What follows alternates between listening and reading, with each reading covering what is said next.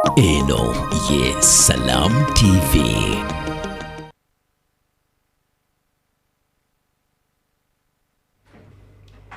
أعوذ بالله من الشيطان الرجيم. بسم الله الرحمن الرحيم. الحمد لله رب العالمين، ثم الصلاة والسلام على أشرف الأنبياء والمرسلين صلوات الله عليه وسلامه وبعد. matenda majivuga Allah subhanahu wa ta'ala okusasira n'emirembe ebere ku nabbi waffe Muhammadin sallallahu alayhi wasallam. Tukwaniriza omulabi waffe ku Salam TV olutimbe gaggadde mu programu yaffe enganzi enzikirizayo mu busiramu. Mwetukubira tooki ku butya bwe twandisaanidde ng'abasiramu okubeera nti tukuuma enzikiriza yaffe butiribiri tusobole okugituusa mu maaso ga Allah subhanahu wa ta'ala nga tutuusizaayo ekyo kye yatuma nabbi waffe Muhammad sallallahu alayhi wasallam. Omwanjuzi wo Ibrahim Ali Nsimbe mu Salam TV Studios, era nga siri munzeka tubeera n'omugenyi waffe bulijjo ayitibwa Sheikh Bashir Sentamu. Nja musaba abeere nti atulamusaako. Assalamu alaikum wa rahmatullahi wa barakatuh. Wa alaikum assalam wa rahmatullahi wa barakatuh. Sheikh tusanyiza okulaba sebo. Nafu basanga sebo. Alhamdulillah. Naam. Mujye baliko gye mutuusaako engalo. Alhamdulillah tugezaako. Alhamdulillah. Eso. Tuli mu mwezi ogwa Dhul Hajj, naku z'omwezi 29 olwaleero. Yeso. Naam Sheikh. Allah. Oyinza tusibirira ki? Mwogamba nti nnaku z'omwezi 29 Naam. lwe lunaku olusuubirwa okuba nga lusembayo mu mwezi guno ate mu mwaka guno 1445 okuva ku masenko ga Mutume Muhammad sallallahu alaihi wasallam. Ekitegeeza Sheikh Mbalini yaffe ey'omu Busiraamu kalenda gye tuyita hijiri kalenda etandika kuva ku masenguka ga Nabbi Muhammad sallallahu alaihi wasallam. Tuyinza okugamba kalenda y'Obusiraamu ziri bbiri. Naam. Waliwo entuufu eya Allah subhanahu wa ta'ala nga yo yatandika dda, niwabeerawo entuufu ey'okubiri nga yeetandika ku masenguka ga Nabbi Muhammad sallallahu alaihi wasallam. Eya Allah subhanahu wa ta'ala etandika ddi? Kuba nakyo ndabanga ekiyingira mu nzikiriza yaffe ate nga gwe mulama kututambulira. Ojja gisiŋŋaana mu suratu Tawba. Naam. Allah yajogerako n'agamba nti inna iddata ash-shuhuri inda Allahi 12 shahran fi kitabillahi yawma khalaqa as-samawati wal ard. Allah yagamba emyezi ye gy'amanyi ewuwe gye yatonderako ensi n'eggulu giri emyezi 12. N'atubuulira naddi we yagitonda yawma khalaqa as-samawati wal ard. Yawma khalaqa as-samawati wal ard. Allah wagamba we yagitondera n'agirambika nti gijja kubeera emyezi 12 egikola omwaka. Kati waba atugambe nti yagitonda ku lunaku lwe yatonda eggulu n'ensi, omuntu jjukira ye tannakubaawo. Omuntu ye tannaba nakutondebwa.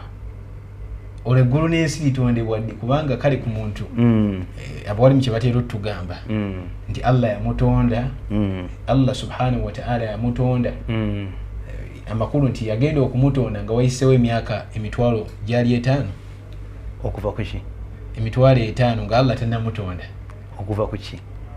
Ku lawhil mahfuz. Emyaka 5 nga giyise ku kina nti simanyi Sheikh. Iba giyise ku ki? Kyetagisako obujulizi obunywevu. Naam. Okuva ku Nabbi Muhammad sallallahu alaihi wasallam. Naye webanga buje buli bunywevu kibulungi naye bate buliyo. Qur'an etumalira. Naam. Qur'ani Allah atugamba atya? Allah wayamala otonda eggulu n'ensi. Naam. Allah agamba huwa alladhi khalaqa lakum ma fil ardi jami'an. Allah omutuufu gwe muyina osinza yo yabatondera buli kyonna ekiri mu nsi nga kyammwe. Buli kyonna ekiri mu nsi kyammwe. Khalaqa lakum. Ya khalaqa lakum. Byonna ebiri mu nsi Allah yabitondera ggwe. Yabitondera mwana Adamu bisobole okumuweereza. Naam. Thumma stawa ila as-samaa'i. Naam. Oluvannyuma n'atebenkerera waggulu w'eggulu. Naam. Waggulu w'eggulu gye yatebenkerera. Eyo aya eri mu Qur'an. Thumma stawa ila as-samaa. oluvannyuma n'atebenkera waggulu w'eggulu. Allah kennyini yeekakasaako okutebenkera waggulu w'eggulu. Naam. Fasawwaahunna sab'a samaawaati. Eggulu ero n'alyenkanyakanya n'aliteekamu emyaliriro 7. Allahu akbar. Naam. N'agamba wa huwa bikulli shay'in alim. Era mumanyi ku buli kintu kyonna. Olabye ayogedde ebintu meka? Ebintu bibiri. Huwa alladhi khalaqa lakum ma fil ardi jami'an. Ensi agyogeddeko awo. Naam. Mwe abantu nga temunnaba kutondebwa yasooka bakolera plan. Pulaani ya buli kyonna kyonna ekiri ku nsi Mungu yakitonda n'akiteeka awo. Pulaani gye bayita qadari mu lulimi Olwarabu. Gye bayita qadari. Qadari. Anna Allah alima ma sayakun. Allahu akbar. Allah yamanya ebijja okubeerawo, ekyo kigwa mu ilmu ti nabbi Allahu alima yasooka kumanya. Naam. Thumma khalaqa thumma kataba n'awandiika. Naam.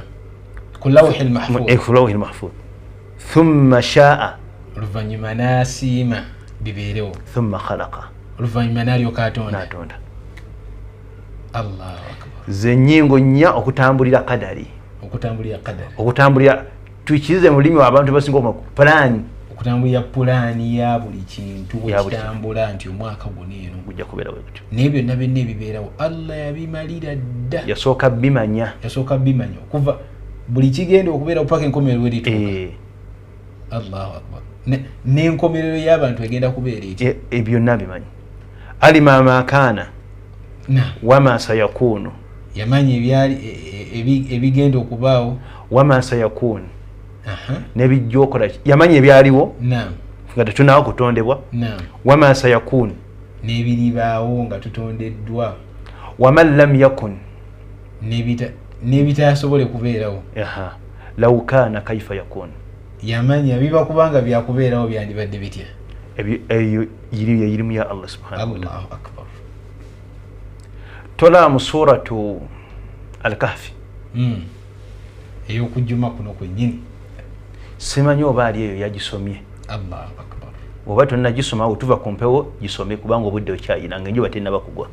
Ogisoma mu jjuma yonna yonna? Wonna kuva ku kiro kya jjo ku magalibi ya jjo. Naam. Paka ku magalibi y'olwaleero. Eyo tayimu gy'oba oyina. Oba oyina tayimu eyo gisoma suratul Kahfi. Allah yalaga ekyafaayo kya Khidiri ne Musa. Naam. Nga Khidiri Allah yamuwa irimu kubanga Khidiri mu byafaayo obujulizi obulaga yali nabbi. Ng'ate Musa rasulu. Ngaye Musa nabbi ate nga mubaka. Musa yali nabbi nga mubaka. Ng'agatta bibiri naye ng'ate oli alina kimu. Byonna ebintu ebisatu Khidiri bye yakola biraga nti Allah amanyi ebijja okubaawo. Allahu akbar. Otandikira ku kisembayo ku ky'omwana. Ku kyekisenge. Yakizaawo Khidiri. Wa arada rabbuka Allah agahiza nti Allah yayagala ayabluga ashuddahuma wa yastakhrija kanzahuma rahmatan min rabbik. Allah yamanya kijja okubaawo. Allah yayagala abaana bano riziki eno omugabo gwa bakadde wabwe gwe baabalekera gusigale nga gukuumiddwa wansi w'ekisenge. Allahu akbar. Abaana tebaamanya nti wansi w'ekisenge waliwo riziki yaabwe. Ne Allah amanye ebijja okubaawo. Amanyi nti bajja gyetaaga mu maaso. Allah n'aleeta Khidiri n'azzaawo ekisenge kuba yamanyi ebijja okujja mu maaso abaana bano bagenda kugyetaaga. Allahu akbar walillahi alhamd. Ekirala Khidiri kye yakola nga Allah yakimukozesa.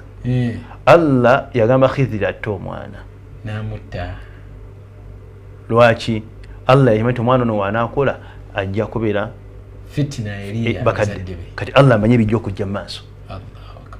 N'agamba ono omwana ye kaagende ng'akyali muto nga tannaba kuwandiikibwako kalaamu ayingire ejjana ate n'abazadde na Allah nabo n'abaagaliza ejjana. Kamba bonna basatu ne bafuna ejjana ya Allah. Kati yirimu ya Allah. Allah amanyi ebijja okubaawo. Allahu akbar. Kati mu yirimu eyo Allah yatonde eggulu n'ensi. Aya eri gye tubadde tusoma nti thumma stawa ila samaa'i fasawwaahunna sab'a samaawaati. Oluvannyuma yatebenkera waggulu w'eggulu. N'alyenkanyankanya n'ayiteekamu emyaliriro 7. Amanyi ayiddako nga tinagenako ayiddako eyo yenyini manyi Allah jayo engeri yagifundikira agamba ati Allah afundikira wa huwa bikulli shay'in alim. Allah buli kimu kyonna akimanyi. Mumanyi kujjo Allah ine sobola ki yatonda eggulu 7 n'ensi 7 n'ateekamu riziki. Naam.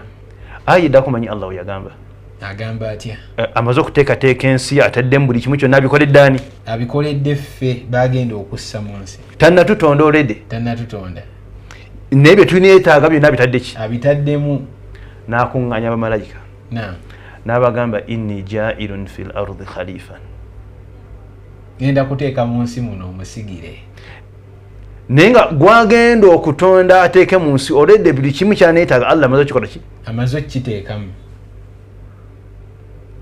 n'atutonda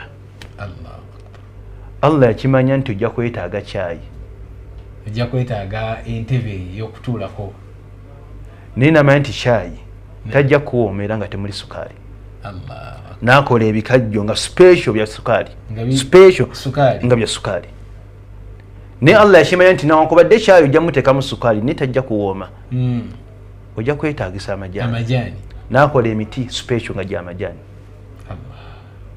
allah yakimanya nti amajaani ojja tuuka ekiseera ogatamwe ojja kwetaaga okukyusaako n'akolayo kaawa n'akola emmwanyi ng'ojja kujja mu kaawa allah yakimanya nti ojja kulya emmere naye tejja kuwooma nga temuli mu nnyo n'akola ennyanja nga zaamu nnyo allah yakimanya nti ojja kufumba emmere oteekemu munnyo naye tebijja kufaanana bulungi ojja kwetaagisa okusiika n'akola ennyaanya n'obutungulu ne allah yakimanya nti ennyaanya n'obutungulu n'omunnyo bw'obiteeka mu nva enva zisigala z'amazzi zitangalijja n'akola emiti egivaamu obunzaali allah yakimanya nti ojja kwetaaga ebisiike kakurimu kano ojja keetaaga n'akola emiti egivaamu butto allah yakimanya nti emmere enfumbe ojja tuuka ogisaawe n'akola emmere nga yo si yakufumba ngeri everyday nga ze fruits byonna byonna bubonero obulaga nti allah gyali yakupulaninga era nga tannakuteeka mu nsi kati weeraliikirira kyakulya kyo kubanga mwekiri mu nsi yakiteeka mu dda nga tonnaba nakutondebwa allahu akbar walillahi alhamdu fatabaraka llahu ahsanul khaliqin allah yayawuka n'omutonzi kati olabe nti omuntu atondeddwa ng'ensi n'eggulu byatondebwa dda olunaku olwatondebwa eggulu n'ensi emyezi gino 12 we gyatondebwa kati adamu agenda otondebwa nabbi adamu ng'emyezi weegiri nabbi nuuha okutumwa ng'emyezi weegiri ne bannabbi abala bagenda okujja ng'emyezi weegiri kani nabbi muhammadi sallallahu alaihi wasallam agenda okujja ng'emyezi weegiri eyo kalenda enkadde gye bayita al azali kati ne kalenda eno gye tutambulirako ng'ekwatagana n'eno gye bayita hijiri kalenda nga yo bagiyita hijiri bakituma hijiri kubanga batandika ogitambulirako ogibala nga nabbi amaze okusenguka mu masenguka ge okuva emaka ogenda e Madina kati leero bwe tubanga tuli ku nnaku z'omwezi 29 omwezi gwa dhul hajji kiraga bukyanga nabbi asenguka okuva emaka ogenda e Madina kati enkya gigenda kuba emyaka 1446 naye kiraga kusaalika kwa bulamu bwaffe era yinza kife mu busiraamu tetujaganya mwaka wadde birthday tetujaganya mwaka wadde birthday lwaki seeka birthday ma kyekitegeeza tegeeza olunaku lwe nazaalibwako naye buli olutuuka ma kyekitegeeza obulamu bwo bukendeddeko kitegeeza nti obuwangaazi bwange bwesaze awo olina kweteekerateekera kabbuli ng'ate osanyuka ng'oleeta keeke ng'otekawo ne kando ate ng'osemberedde kabuli oyinza okuba nga oli mu mwaka gw'okusemba tewali budde bwakulya keeki budde olina kuba mu kweteekateeka osiba migugu nabbi yagamba sallallahu alaihi wasallam khairukum asinga obulungi mummwe man taala umuruhu allah bwadde obuwangaazi nga buwanvu wa hasuna amaluhu n'emirimu gye nga mirungi ng'olaba birthday emirimu mulungi mbadde sebeka mmanyi nti min baabi shukuru okwebaza allah nti alhamdulillah tuwangaazizza ebbanga lino lyonna nga tukyali balamu shukuru nabbi yagituwa tugikola buli lunaku ku makya nabbi yagamba wayakfi an hatha rakaatay dduha yarkauhuma min adduha omuntu nabbi hadithi eyina gyetandika nagamba tino kullu sulami min annasi alayha sadaka buli lunaku olukyenjuba lwevaayo ebiyungo ebisatu nkaaga Allah byakuteekako bikubanje bisaddaakira shukran lillah kwebaza Allah kutonda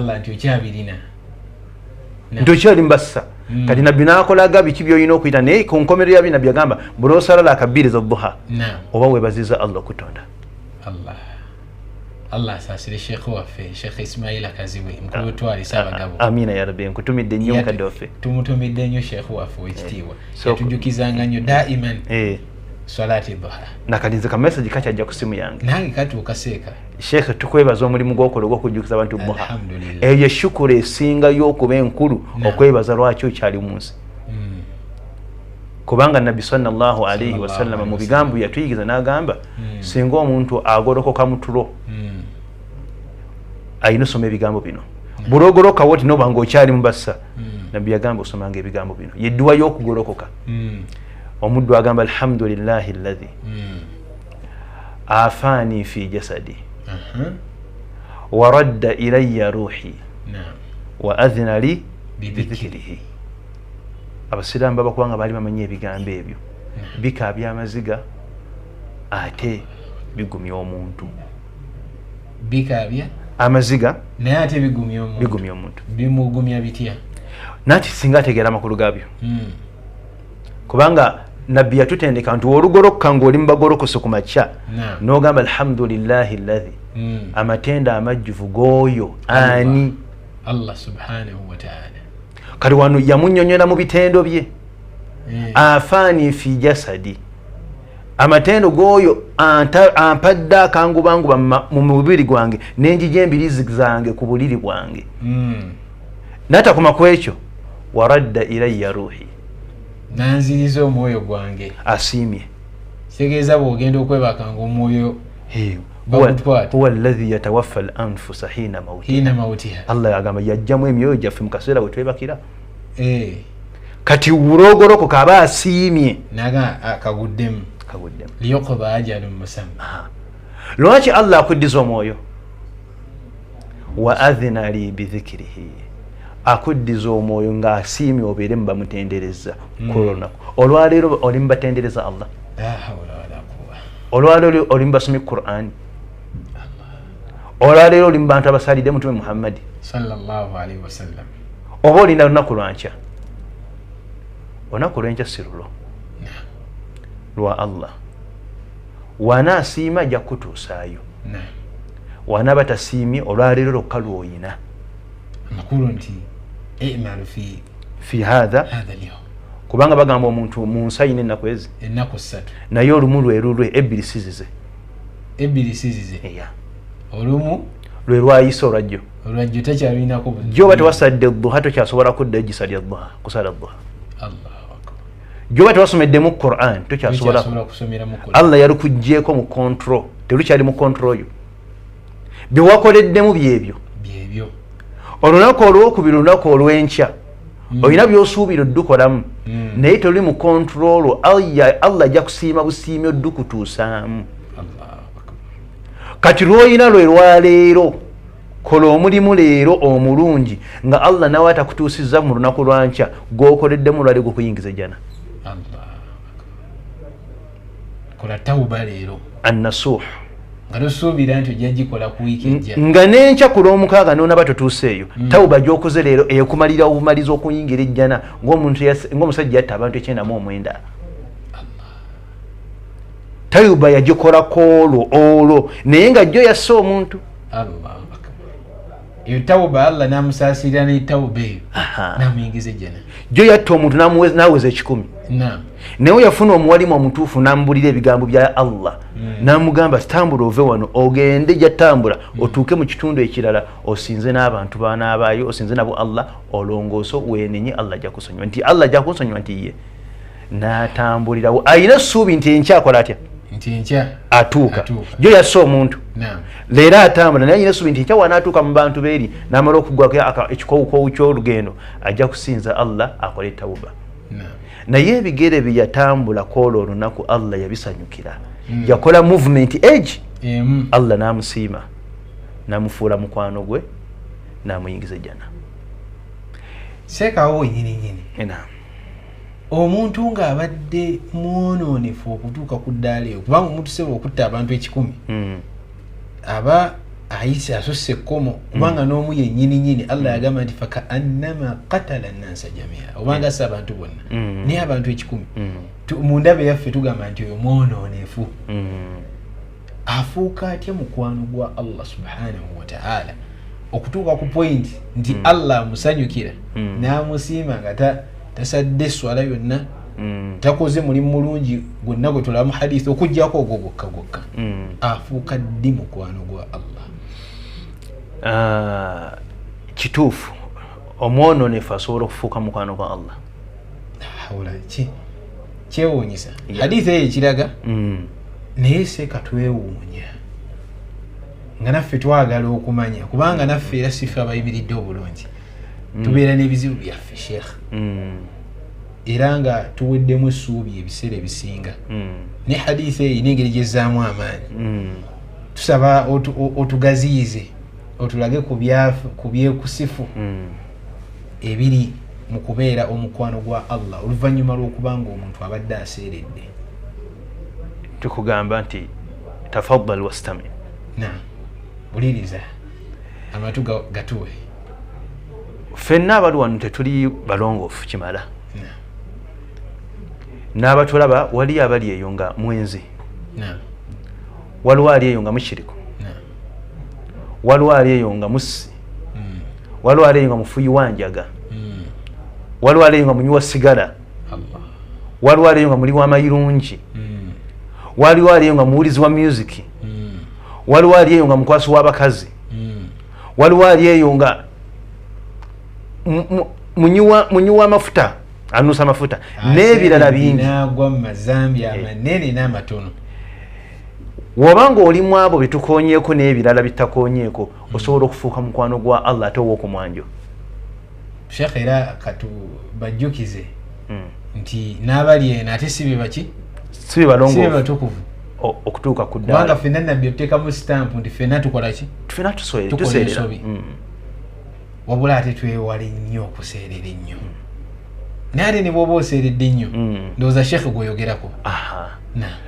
Omuntu okyasobola okufuuka mukwano gwa Allah ng'ate gw'obadde mulabe wa Allah asembayo ng'obadde mulabe we asemberayo ddala. Obuuzizza omuntu afuuka omwononefu afuuka ddi mukwano gwa Allah era afuuka atya mukwano gwa Allah. Ekisooka mu byonna at-tawbatu nasuh. Kwe kwenenya kyabadde akola olwenenya lwasiriddira. Olwenenya lwasiriddira lwe lutya Sheikh? Omuntu n'agamba mboneredde neetonze kyenyonoonyeko kimala kyenyonoonye kimala kankome wano neekomako. Allah waatunula mu mutima gw'oyo omuddu nga ddala amaliridde omuddu oyo Allah amwagala amusembeza. Seeka okubonerera kuneeno omuntu talina kukuyisa buyisa ku lulimi gamba nti mboneredde. Akuyina kuva ku muntu Allah ayagala mutima gwe ne gubeera nga gwa mazima ku kigambo kyayogera. Omusajja ono yatta 99 olina ebigambo byewawulira byeyayogera nga bya tawuba. Era seeka kyekibuuzo kyentera okwebuuza enyo ne ngamba naye omusajja ono yali atambula butambuzi ng'agenda ku kyalo ekirala okukolerayo tawuba ye nga tannaba nakwogera na lulimi n'afiira wakati awo mu hadithi context ya hadithi oba ebigambo bya hadithi tebiina bigambo biraga nti yakozesa bino Allah n'amusonyiwa. Just kikolwa omutima gwali gumaliridde. Allah ye kasita atunula mu mutima gwo omutima gumaliridde wadde tonnayogera kigambo Allahumma ghfirli naye ng'omutima gumaze okumalirira Allah abama ayanukula tawuba ye era tawuba ye Allah agikiriza nga bwe yakkiriza ey'omusajja oyo. Kati Allah atugamba mu hadithi al-Qudus wa in takarraba ilayya abri bishibrin takarrabtu ilayhi dhiraa. Omuddu wange wentunula mu mutima gwe ng'amaliridde okukomawo gyendi asembere gyendi newankubadde kyenkanankana luta just lwokaluka nga lwayagadde asembere gyendi awulira ayala kukomawo gyendi. Allah agambye essanyu lyemba nalyo nga ndaba omuddu wange omwononefu asaze ekkubo ayagala kudda gyendi naye asembedde luta just luta lokaloka. Allah agamba nze nsembera gyali kitundutundu kya mukono mulamba nti ekitundu ky'omukono okuva waneeno okanawo ogundi kanawolovu paka kakokola paka ku lugalo yebayita mulimi Olwarabu. Walaba gwe wa Allah osembera luta ye Allah asembera kitundu kya mukono oluta lwe luneeno lw'okuba n'engalo. Aywa kati ye Allah n'asembera ekigere ekyenkana olw'essanyu lyala kulaba ng'osembedde okujja gyali. Allah n'agamba subhanahu wa ta'ala wa in takarraba ilayya dhira'an ate bw'asembera ekigero ky'enzira ky'omukono kitu ky'ekintu kyaki ky'omukono takarrabtu ilayhi ba'an. Allah yasembera gyali mukono mulamba Allah asembera okuva engalo gye ziri paka. Barakallahu fik. Allah asembera gy'oli mukono mulamba amakulu gwokola step ntono ate Allah nakubawo step ennene ekubisaamu enoodi ebiri okola nti Allah ayagala nnyo abadda gyali. Allah ayagala nnyo abadda gyali. Allah yekennyini mu hadithi al-Qudus n'agamba wa in atani yamshi bw'ajja gye ndi ng'atambula Allah agamba ataituhu harwala nze nzija gyali nga nyangwiriza. Sokola be Allah atusigira kifaananyi. Kati omuddo ono yali atambula ava amaze okutta abantu 100 atambula agenda mu kitundu ekirala ekirala nga Allah yamusoosedda nga yasembedde dda gyali amwaniriza nga bona yaniriza omugenyi. Laba ajali emutuuka kaafa. Allahu akbar. Allah kyava agamba malaikatu rahma wannashitaati nashta abasowola emyoyo gy'abaddu abalongoofu nga beegendereza olusowola nti oyo mumuteeke mu b'omujjana ne bamutwala mujjana ne bamuteeka mu bantu b'omujjana ng'akoze step emu yokka ya tawbatu nasuha. Allah asobola okunsonyiwa nti ye ntandise waba asobola ntandise olugendo lwange kasita amala okutegeera ekibuuzo amakulu nti Sheikh asenga omuntu mathalan abuuza abawalimu baffe oba nga wano ku salaamu kutuli n'akitegeera essaawa eno nti wadde nasobya Allah n'enkola kino n'ensanga nga lino ezzambi nalikola abamanyi era bagambye nti nalyo ezzambi ddene manene neekanga ng'akuŋŋaaniddwako amazambi amanene nga 10 naye n'akitegeera essaawa eno nti Allah asobola omusonyiwa n'amalirira mu mutima gwe nti Allah wange ngenda musaba nsonyiwe. Allah musonyiwa kitegeeza bw'amalirira aba tannaba nakutandika ku tawuba Allah yamwaniriza dda. bwe bubonero omukaaga bwe twagamba bwe tujja okutunula olunaku olwaleero obulaga ani mukwano gwa Allah. Omwononefu asobola okufuuka mukwano gwa Allah. Tunuulira basahaba ba Nabbi Muhammad sallallahu alaihi wasallam nga Nabbi tannaba kujja na Busiraamu baali basajja balujuuju. Baali basajja bashiriku. Bali basajja bakola ebikola batta abaana ab'obuwala nga bakyali bato. Naye Nabbi oyajja n'Obusiraamu ne bagamba la ilaha illa Allah ne bakyatula min qulubihim nga kiba ku mitima gyabwe. Allah yabayingiza jjana nga bakyali balamu. Naku lumu Nabbi yajja ku kitundu n'agamba Abubakar fil janna, Umar fil janna, Uthman fil janna, Ali fil janna, Abdurrahman bin Auf fil janna, Zubair bin al-Awwam fil janna, Abu Talha fil janna. Abasatu homuwaka yabo abatulaga. Allah Nabbi yayogera basahaba 10 omulundi gumu ku kituuti tibamuki bamujana naye abo Allah yabayingiza ejjana naye olubereebere nga Busiraamu tebunnajja tebaaliwe batyo. Nabadde ina gundi jensomako aya sababu nuzuli yayo surati al-Furqan Allah agamba nti illa man taba wa amana wa amila amalan salihan فأولئك يبدل الله سيئاتهم حسنات. صدق الله العلي العظيم.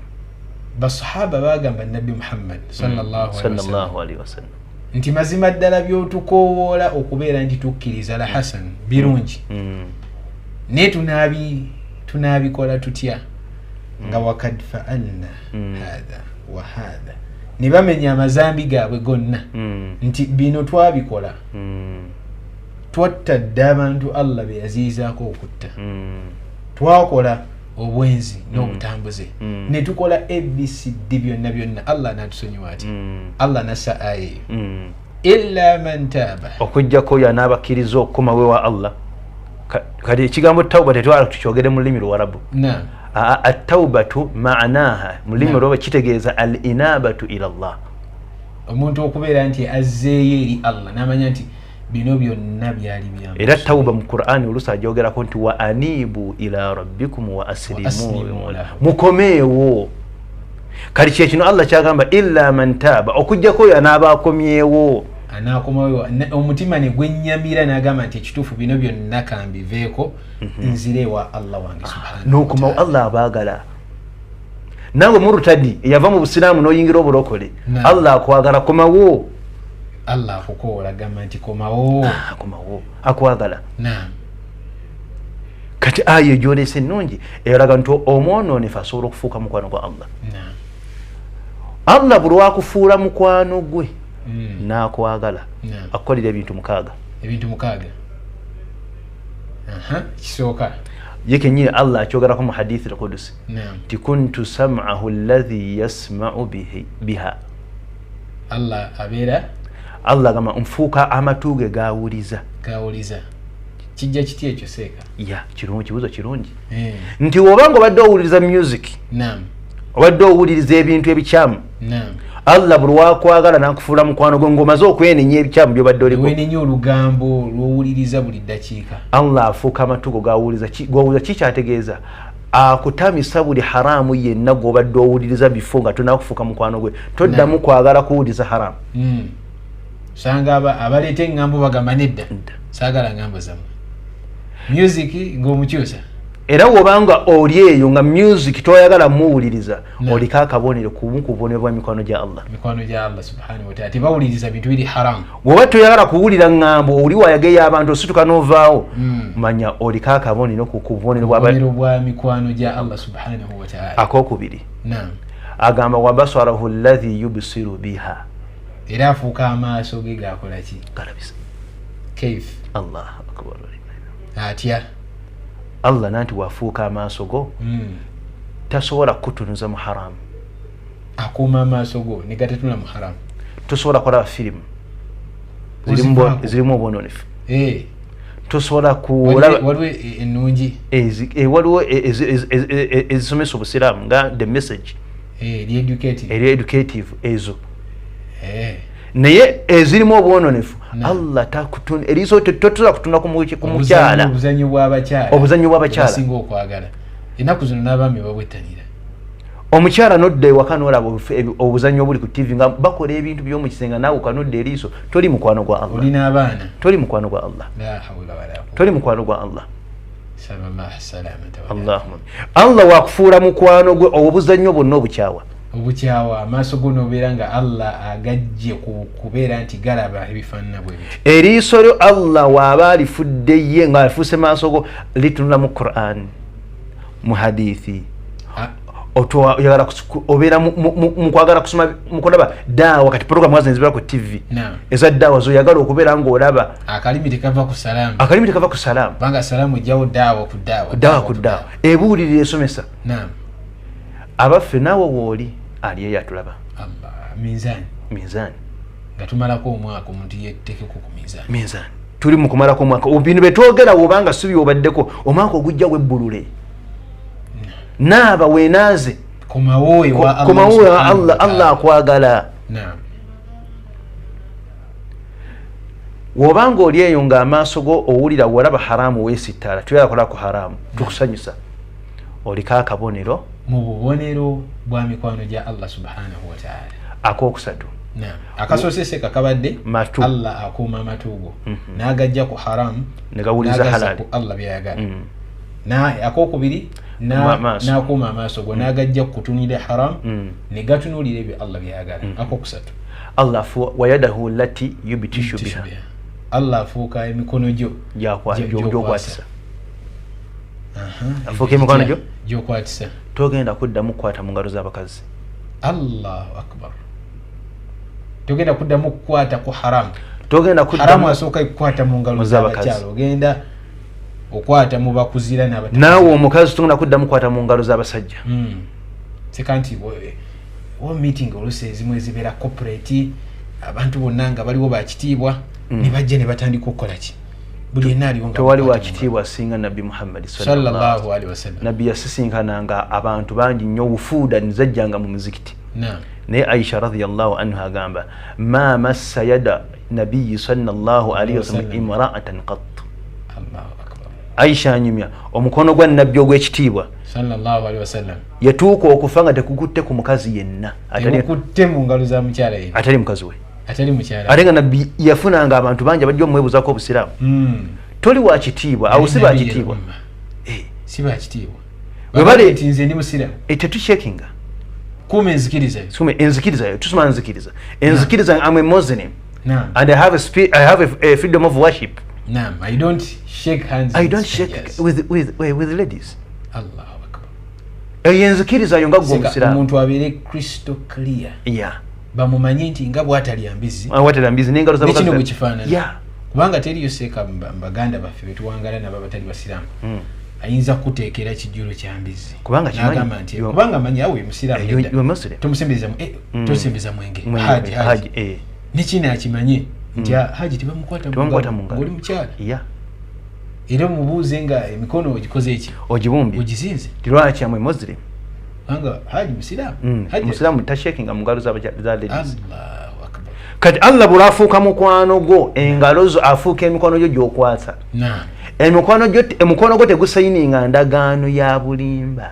Allah tegusayininga ku ndagaano ya riba, tegusayininga ku ndagaano ya haramu ya riba.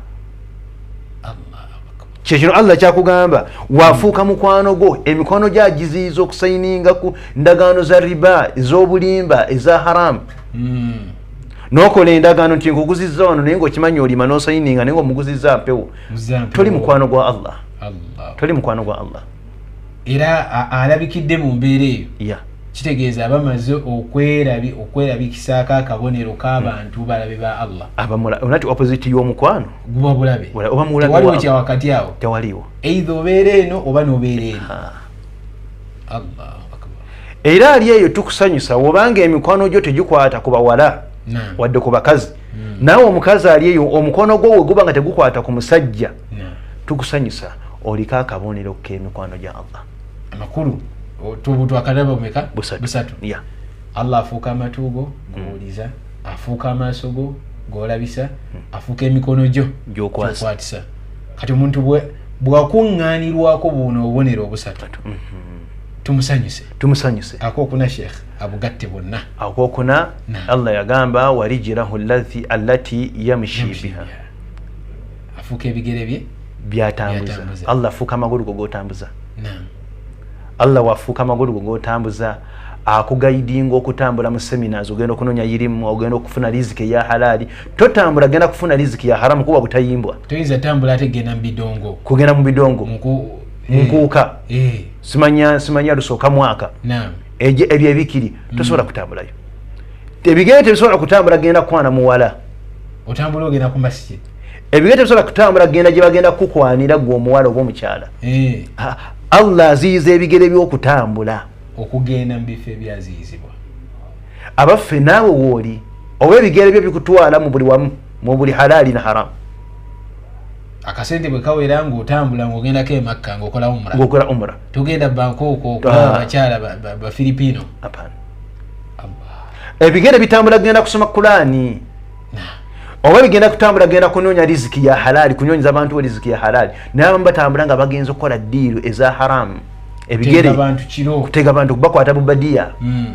Toli mukwano gwa Allah newankubadde gwe Sulaiman newankubadde gwe Abdallah newoba nga yegwe Muhammadi nga oyina n'erinnya lya nabbi kebere sugida ng'eringa tooki mukyeni paka ku nnyingi. Toli mukwano gwa Allah subhanahu wa ta'ala ebanga ebyo ebikola byo ako kaakuna weebuuza ekibuuzo ali eyo obubonero obwo obuna obuyina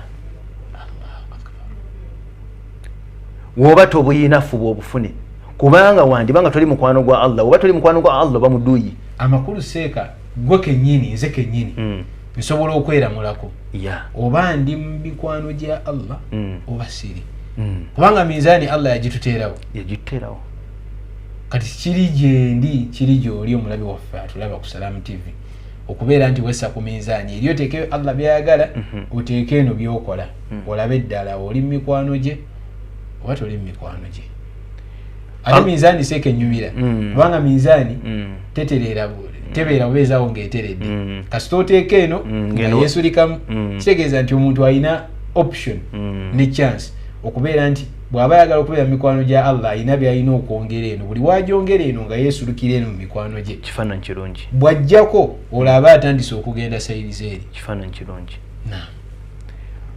tubagambye obubonero 6 obwo bunaseeka babuyina akokutaano yeffe tubuyina Allahu akbar yeffe tubuyina tusaba Allah tusaasira assalamu wal afiya amin akokutaano Allah yagamba wala in sa'alani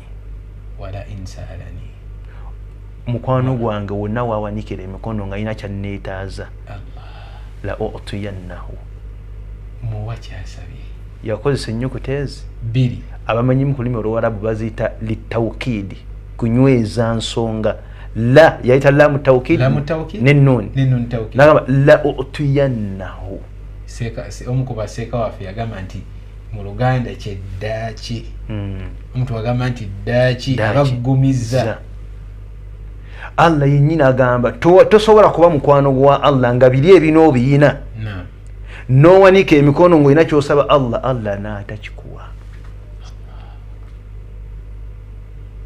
buli ky'osaba Allah akikuwa seeka nyinaawe ekibuuzo waliwo hadithi gye mutusomesa nti Allah subhanahu wa ta'ala bw'omusaba ayanukula munyanukula za mirundi emeka 3 kati bwembanga nyina byensabye Allah ekituufu nesibirabako neegobe mu mikwano gya Allah kibuuzo kirungi oba neewogomeko wali ngambe nti tomanyi oba Allah akoze eki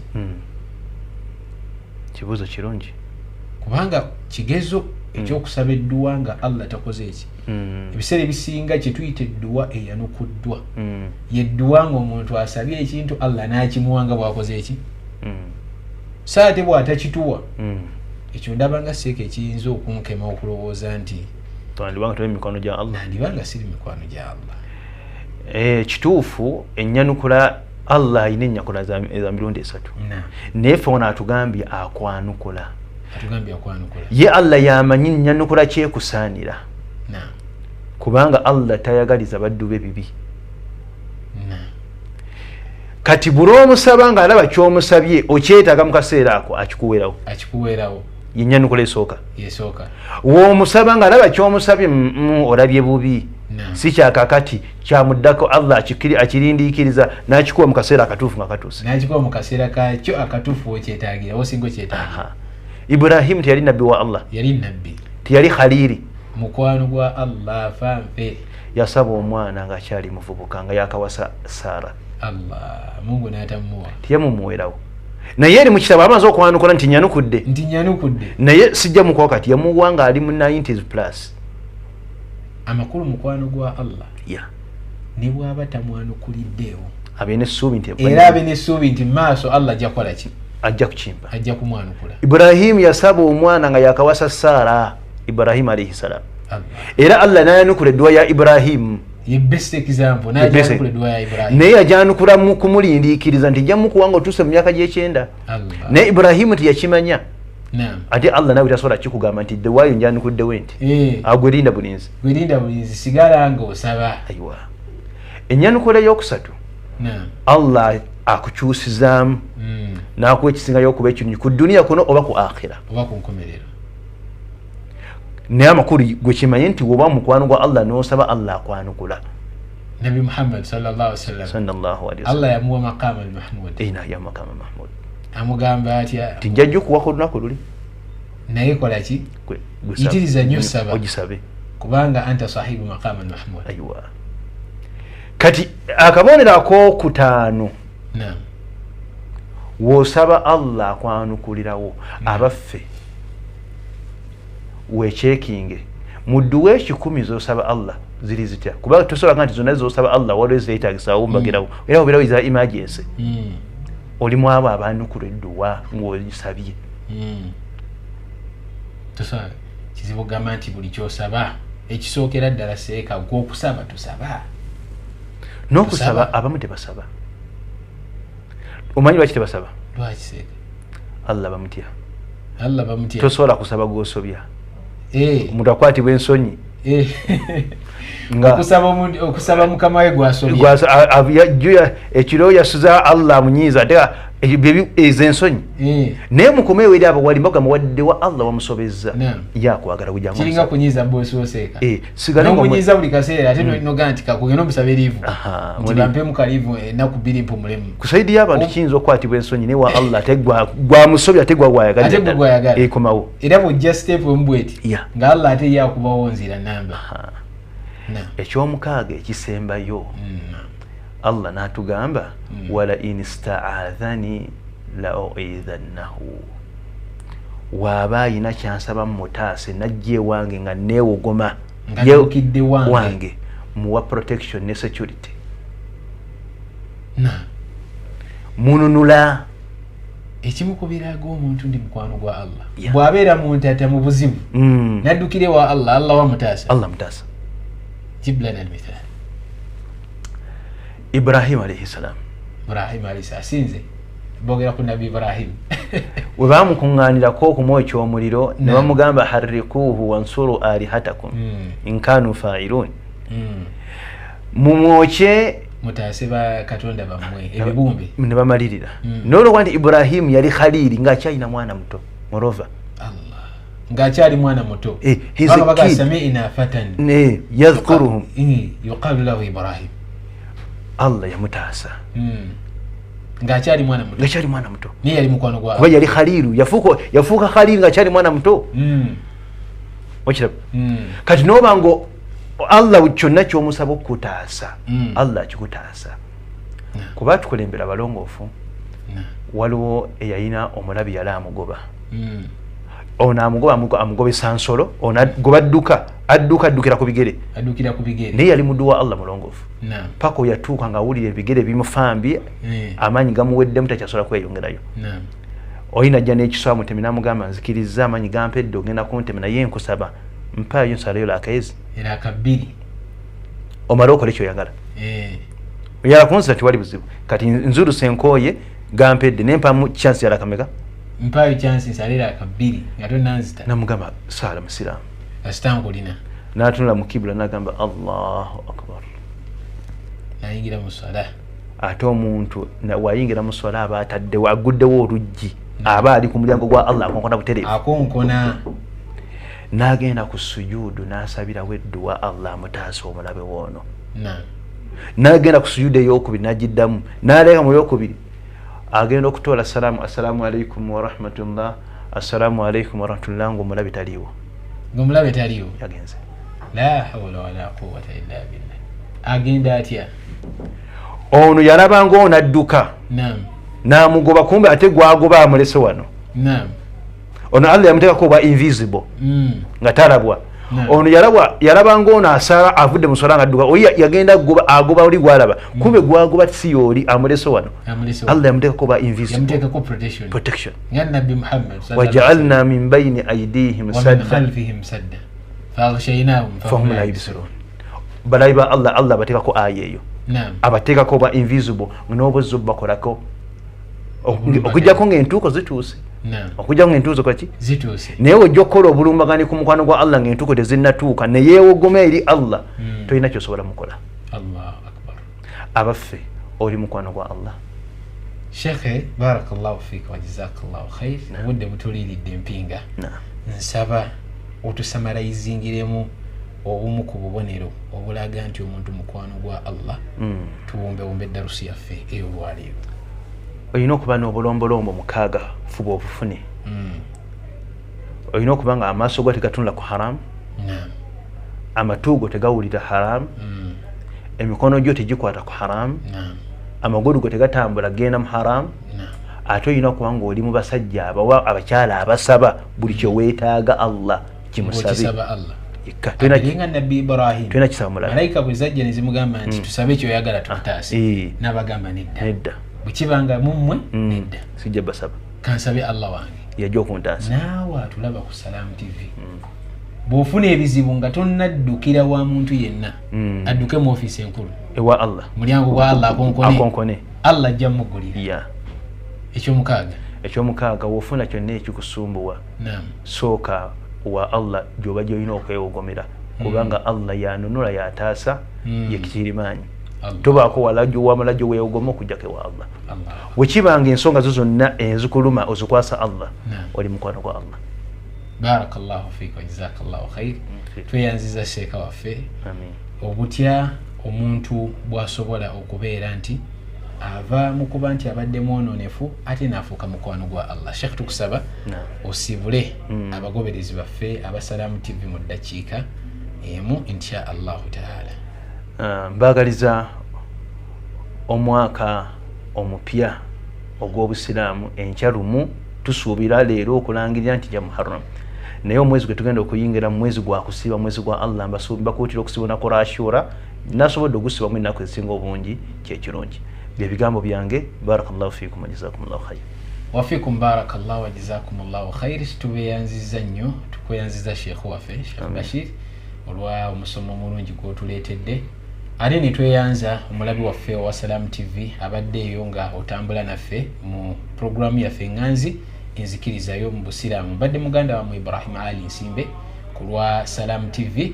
Tusinkane esabbiiti ejja ku lunaku lwe lumu olw'ejjuma essaawa zibeera 10 ez'akawungeezi. Wassalamu alaikum wa rahmatullahi wa barakatuh. Wa alaikum assalam wa rahmatullahi wa barakatuh. Eno ye Salam TV. Where does it come from? That thing that makes us Ugandan. Some say it's in our history, in our culture, and in our hearts, in our warm smiles and vast miles of coffee. It's in our inherent pursuit to always be better, to never stop growing